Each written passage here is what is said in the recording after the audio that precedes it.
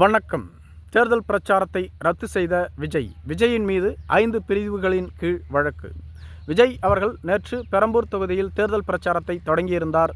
அப்பொழுது முதல் கட்டமாக பெரம்பூர் தொகுதியில் தனது வேட்புமனுவை தாக்கல் செய்திருந்தார். அதன் பின்பு பெரம்பூர் தொகுதியில் தேர்தல் பணிமனையை திறந்து வைத்தார். அதன் பின்பு பிரச்சாரத்தை தொடங்கினார்.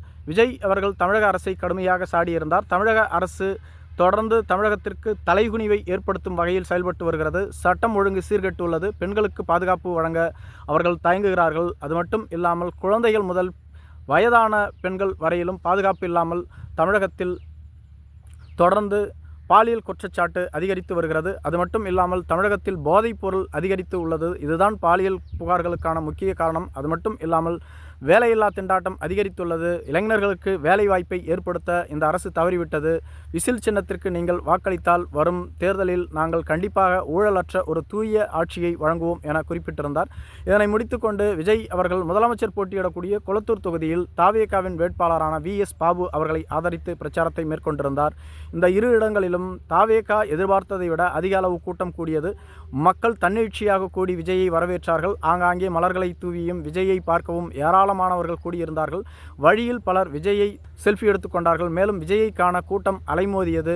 ஒரு கட்டத்தில் காவல்துறையினர் கட்டுப்படுத்த முடியாத சூழ்நிலை ஏற்பட்டது. தடுப்புகளை தாண்டி தாவேகா தொண்டர்களும் பொதுமக்களும் அங்கு கூடியதாக சொல்லப்பட்டு வருகிறது. ஏற்கனவே தாவேகா தரப்பில் பெண்கள், குழந்தைகள், வயதானவர்கள், மாற்றுத்திறனாளிகள் என யாரும் வர வேண்டாம், மேலும் இளைஞர்கள் குறிப்பாக விஜயை பின்தொடர்ந்து வர வேண்டாம், வாகனங்களில் யாரும் பின்தொடர வேண்டாம் என கேட்டுக்கொண்டும் கூட தாவேகாவினர் எது கூறியும் அவர்கள் கேட்கவில்லை. தொடர்ந்து பெண்கள், குழந்தைகள் என அனைவருமே வந்தார்கள். மேலும் விஜயை பின்தொடர்வதையும் அவர்கள் நிறுத்தவில்லை.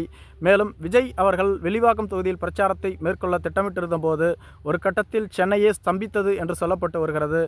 6 கிலோமீட்டர் தூரத்திற்கு வாகன நெரிசல் ஏற்பட்டது. கூட்டம் கட்டுக்கடங்காமல் சென்று கொண்டிருந்தது. காவல்துறையினரால் கூட்டத்தை கட்டுப்படுத்த முடியவில்லை. எனவே கூட்டம் ஆங்காங்கே தள்ளுமுள்ளுக்கு உள்ளாக்கப்பட்டது என்று சொல்லப்பட்டு வருகிறது. நிலைமை கைமீறி போவதை உணர்ந்த தாவேகா தரப்பு பிரச்சாரத்தை ரத்து செய்துவிட்டு அங்கிருந்து கிளம்பிவிட்டதாக சொல்லப்பட்டு வருகிறது. இதனால் தாவேகா தொண்டர்கள் பல இடங்களில் அதிர்ச்சிக்கு உள்ளாகியிருந்தார்கள். விஜயை காண வேண்டும் என்று கூடியிருந்தவர்கள் விஜயை பார்க்க முடியவில்லை. தாவேகா தரப்பில் விஜயை ஏதாவது ஒரு வழக்கில் சிக்க வைக்க வேண்டும் என்பதற்காக காவல்துறையினர் தொடர்ந்து பாதுகாப்பு தவறிவிட்டார்கள். பெரம்பூர் தொகுதியில் போதிய பாதுகாப்பை வழங்கியிருந்த காவல்துறை கொளத்தூர் தொகுதியிலேயே பாதுகாப்பில் கோட்டை விட்டு விட்டார்கள். முதலமைச்சர் சென்றபோது அங்கு கூட்டமே இல்லை. ஆனால் அவருக்கு போதிய பாதுகாப்பு வழங்கப்பட்டிருந்தது. ஆனால் விஜய்க்கு போதிய பாதுகாப்பு வழங்கவில்லை. மேலும் விஜயை பாதுகாக்க பவுன்சர்கள், காவல்துறை, மத்திய சிறப்பு படைப்பிரிவு என அனைத்துமே உள்ளது. ஆனால் மக்களை பாதுகாக்க யாருமே இல்லை. கரூர் பெருந்துயர சம்பவம் போன்று ஒரு பெருந்துயர சம்பவம் மீண்டும் நடைபெற்றுவிடக்கூடாது என்பதற்காகத்தான் நாங்களே முன்வந்து இந்த பிரச்சாரத்தை ரத்து செய்தோம். இனி வரும் காலங்களில் தமிழக காவல்துறை போதிய பாதுகாப்பை வழங்க வேண்டும். மேலும் தமிழக காவல்துறையின் மீது நாங்கள் புகார் அளித்துள்ளோம் என தேர்தல் ஆணையத்தில் புகார் அளித்ததை அவர்கள் குறிப்பிட்டிருந்தார்கள்.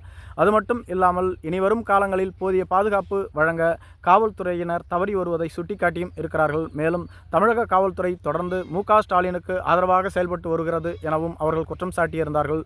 அது மட்டும் இல்லாமல் விஜய் தரப்பு தமிழகம் முழுவதும் பிரச்சாரத்தை நடத்த திட்டமிட்டு இருக்கிறது. அது மட்டும் இல்லாமல் விஜயின் மீது 5 பிரிவுகளின் கீழ் வழக்கு பதிவு செய்யப்பட்டுள்ளது.